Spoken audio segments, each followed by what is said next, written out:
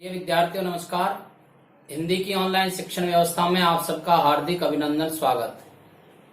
आज हम हिंदी की पाठ्य पुस्तक कक्षा 8 बसंत भाग 3 के पाठ 1 ध्वनि का अध्ययन करेंगे। ऑनलाइन शिक्षण व्यवस्था से जुड़ने के लिए आप इस वीडियो को सब्सक्राइब करें। अंत में कम से कम 2 बार इसको सुनें और इसका स्क्रीनशॉट लेकर के अपनी कॉपी में उतार लें।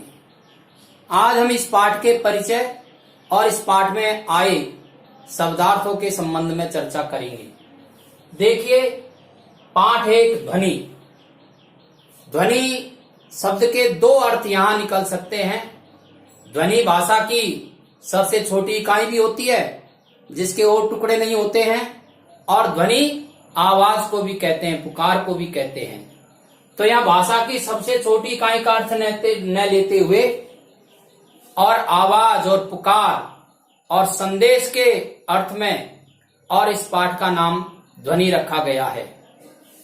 पाठ के लेखक सूर्यकांत त्रिपाठी निराला ने इस पाठ के अंदर प्रकृति के प्रति मानवीय संवेदना को प्रकट किया है। अर्थात यह जो प्रकृति है इसके मानवीकरण का रूप हम सबके सामने रखा है और हमें इस बात के लिए आगाह किया है, इस बात के लिए हमें सचेत किया है कि हमें प्रकृति के प्रति सावचेत और संवेदनशील होना चाहिए। पाठ के अर्थ और भाव को समझने से पहले इस पाठ में आए प्रमुख कठिन शब्दों का अर्थ हम समझते हैं। पहला शब्दार्थ है इसमें वन। वन यानी जंगल। मृदुल, मृदुल यानी कोमल, ये विशेषण शब्द है। अंत यानी समाप्त या अंतिम। पात यानी पत्ते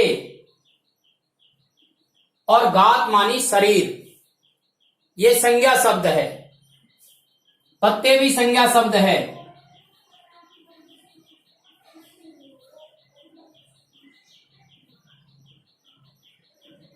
शब्दार्थों के अध्ययन का अर्थ केवल शब्द का अर्थ ज्ञान कर लेना इतना नहीं है, उस शब्द का विश्लेषण और उस शब्द का परिचय ये हमको आना चाहिए। यदि यह हमको आता है तो धीरे धीरे करके हमारा शब्दकोश सुदृढ़ होगा, और एक भाषा की मजबूती के लिए शब्दकोशों का सुदृढ़ और शब्दकोशों का अधिक होना आवश्यक है। निद्रित यानी सोया हुआ, नींद में। प्रत्यूष यानी प्रातः काल। मनोहर यानी मन को हरने वाला, ये भी 2 शब्दों से मिलकर के बनता है। मनः प्लस हर, विसर्ग संधि है इसके अंदर, इसका विश्लेषण करेंगे मनोहर का। तो मनः प्लस हर विसर्ग संधि है, विसर्ग को ओ हो जाएगा तो मनोहर बनेगा। मन है यानी मन को, हर मानी हरने वाला, इससे अर्थ इसका निकलता है मन को हरने वाला। तंद्रालस, नींद में अलसाया हुआ, नींद में सोया हुआ, ये भी 2 शब्दों से मिलकर के बना है। तंद्रा प्लस आलस,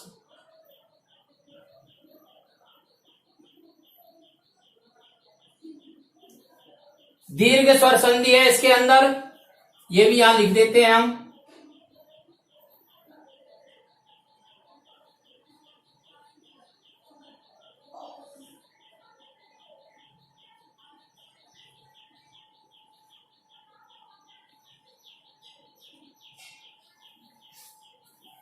आ, तंद्रा का आ और आलस का आ दोनों मिलकर के आ दीर्घ का रूप बनता है, तंद्रालस। लालसा मानी इच्छा या अभिलाषा। अनंत मानी जिसका अंत न हो, इसमें अनुपसर्ग लगा हुआ है और अनुपसर्ग नहीं के अर्थ में काम आता है। जिसका अंत न हो, उपसर्ग प्लस शब्द। पुष्प यानी फूल, नवजीवन मानी नया जीवन। अपना यानी स्वयं, ये सर्वनाम है। कौन सा सर्वनाम है? निजवाचक, निजवाचक सर्वनाम। सहर्ष यानी प्रसन्नता पूर्वक, इसमें स उपसर्ग लगा हुआ है। स उपसर्ग सही अर्थ में काम आता है। और हर्ष मानी प्रसन्नता, अर्थ हो जाएगा प्रसन्नता पूर्वक, प्रसन्नता से युक्त। फूल शब्द है, ये भी संज्ञा शब्द है।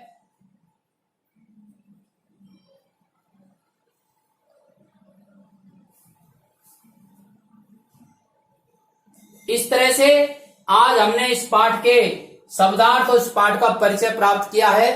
अगले वीडियो में हम इस पाठ का अर्थ और भाव दोनों समझेंगे। किस प्रकार से कवि ने बसंत का वर्णन करते हुए और बसंत की शोभा और उसके मन के भाव हमारे सामने रखे हैं, साथ ही हमें प्रकृति के प्रति संवेदनशील रहने के लिए सचेत किया है। अब आप इस श्यामपट्ट का स्क्रीनशॉट ले लें और अपनी गृह कार्य की कॉपी में उतार लें। धन्यवाद।